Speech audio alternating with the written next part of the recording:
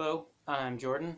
This is Ernie. I thought I would try to compensate for um, some of the negative things I'm going to be saying today about the way we live now by showing you, sorry, this may have been a mistake, by showing you some cute rats. I know a lot of you probably don't find rats cute, but that's your problem. So anyways, today we're going to be talking about the third installment in my read-along with Steve Donahue of Anthony Trollope's The Way We Live Now. And to me, I think the chapters are chapters 51 through 75, and I think they largely belong to Mr. Melmotte in a way that previous chapters have not. These are kind of his chapters, I would say. Um, so it's significant because these are kind of the chapters where Melmotte, his true character, finally starts to kind of reveal itself to the broader world. Trollope does a very good job, I think, of throughout the book hinting that this is a person with a very checkered past. I'm sorry, these guys are really causing issues. A guy with a really checkered past, a charlatan, a cheat, just kind of a con man. We get that mostly at first through just opinions of him, but very slowly we start to actually see proof of that in the novel itself. So I guess to begin with, Melmotte has brought the two Longstaffs together, Dolly and his father. Forget his father's name. I think they're both Adolphus, and Dolly is just Junior. Has brought them together, which is a rare thing for them, in order to sell one of their properties, because they are both in a tremendous amount of debt, and this will kind of disembarrass them, I guess is the term, of all that debt. So they agree to do this, and Melmotte essentially is able to acquire their property without paying for it. He's able to do this because Longstaff Sr. is totally willing to resign the property without money because he trusts Melmotte, and also because Melmotte has kind of become cozy with him and made him a director of the railroad board. Dolly Longstaff Jr. is far less compliant, and yet somehow Melmotte still acquires the necessary signature in order to sign over the title deeds to him. So he acquires the property without actually yet having paid for it. And this comes to light, and accusations of forgery, or rather I should say rumors of forgery, start to swirl around Melmotte. And it comes at a very inopportune moment because I think it happens the day of, or at least very soon, very close before, the banquet he is hosting for the Emperor of China. And the banquet scene is fantastic, partly because of the way that the Emperor of China is described, and the way the Emperor of China must be viewing the society that he's been placed in. But also because it's the scene where Melmotte comes to terms with the fact that, the jig is up, perhaps. Many people do not show up, which is great because much of the book before this point has been a lead up to this banquet, and the tickets have been changing hands. There have been compromises and bargains made, political maneuvers, social maneuvers, just to acquire a ticket. So the value of them was very high, and then it plummets right before the banquet. And like I said, not only that, but many people don't show up. And Melmotte sees this.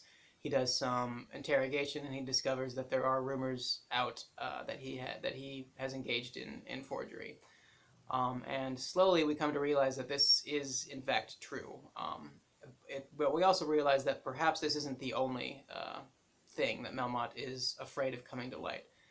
So the way Melmotte deals with this is actually quite interesting, I think. We kind of get to see why he has become such a successful con man, because he decides, okay, I'm not going to take this sitting down. I'm not going to run. I'm not going to cower. I'm going to act like nothing has changed. I'm going to kind of face it down. It would be admirable if he wasn't such a disgusting character. But he basically has a couple options. So he doesn't have the money in order to pay for the estate that he has essentially stolen by way of forgery. And yet he does have the necessary amount of money as an emergency fund, which he has settled in his daughter Maria's name.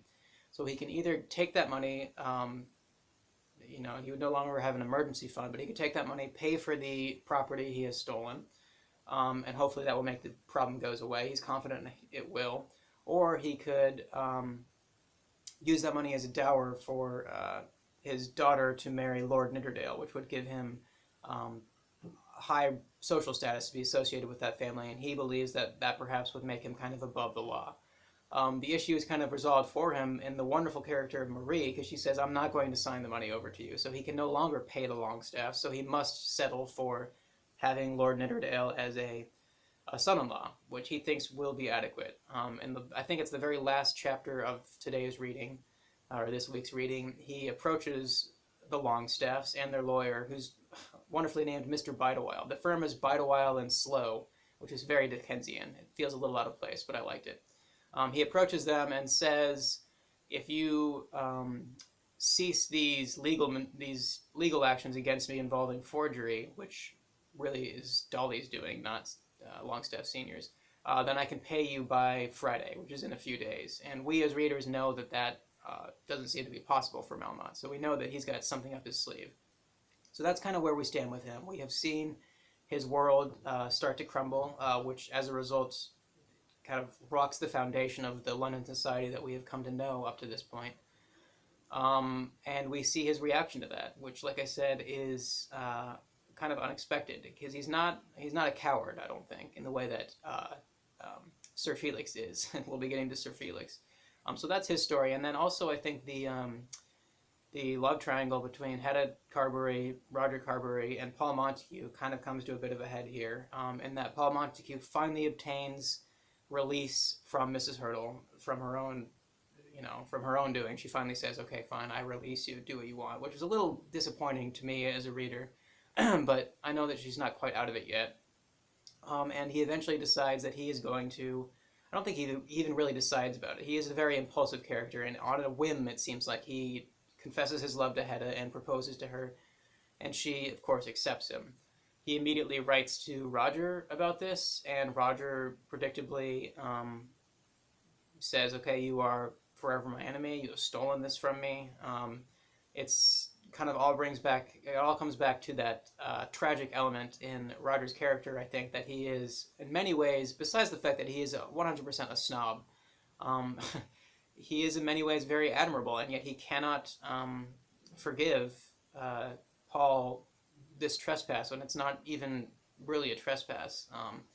So in the meantime, Felix has, let me back up a little bit. Marie Melmotte, during the banquet for the Emperor, has approached Hedda Carberry and said, what's the deal with Felix? Because as we learned in the last quarter, Felix abandoned her when they were supposed to elope. And as a result, Hedda talks to Felix, and Felix, as much as he will commit to anything, finally commits to saying, go ahead and tell her what you want. I'm not going to marry her. I'm not going to see her again. So in a great scene, Hedda tells this to Marie, and Marie determines, okay, well, in that case, I'll do what they want me to do. I will marry whoever they want me to marry, but it will not be a happy marriage, and I will see to that.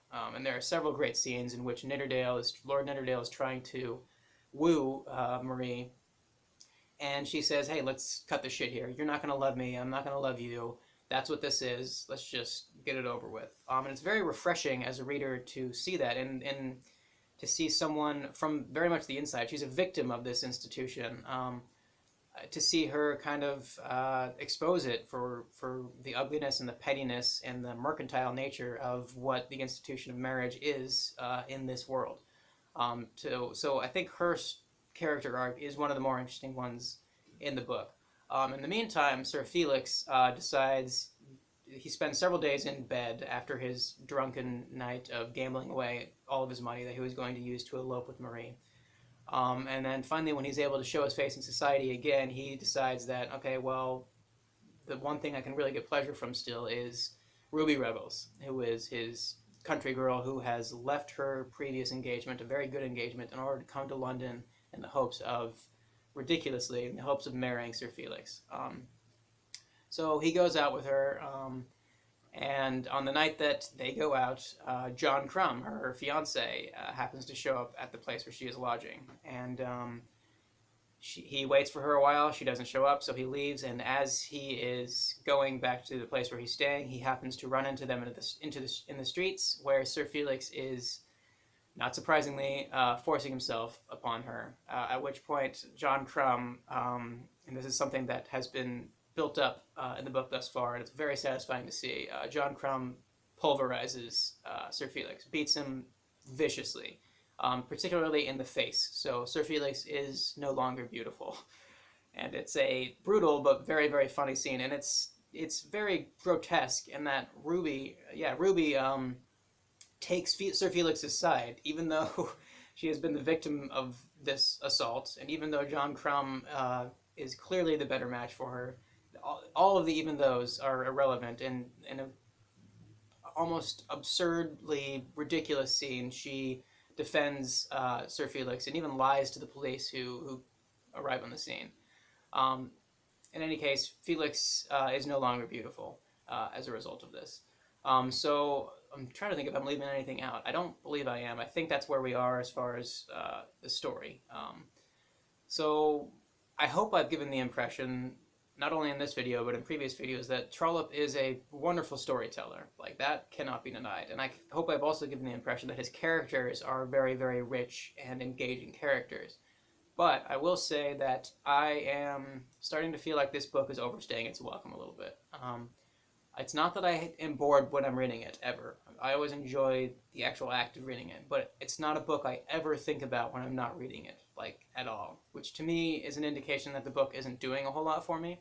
I have a feeling that when I'm done with it, it will not stick with me in many ways. And I've been thinking about it, and there's nothing I can really point to on Trollope's part that's doing that. It's not his fault. He's a very, very adequate writer. I can see why he's so well loved by many readers of a certain type. But to me, it's kind of like my reaction to George Eliot or Tolstoy, in that I am kind of in awe of what they can do, but it doesn't inspire me. It doesn't speak to me. Whereas I increasingly find myself wishing that I was reading a Dickens novel even, or a novel by the Brontes, or especially a novel by Thomas Hardy, where there is a kind of more potent atmosphere. There's a sense of larger meaning, and it might just be that I don't have a subtle enough approach to these kind of things, that I need it to kind of be beat down into me. But in any case, the book doesn't have any kind of, it doesn't feel relevant to me. It feels like it is an attack on a society that is long gone, and that if you're not familiar with that society, it won't have much to offer. And I know that that's not entirely true, because clearly these characters live to any audience at any time. I think that's true, but I think the book as a whole, as a tapestry, is not successful in sticking with me. We'll see how that goes, and I think there's plenty of book left for that to kind of change. But in any case, I am enjoying it. It's fun, it's entertaining, and I would recommend it to people who kind of like realism in their fiction.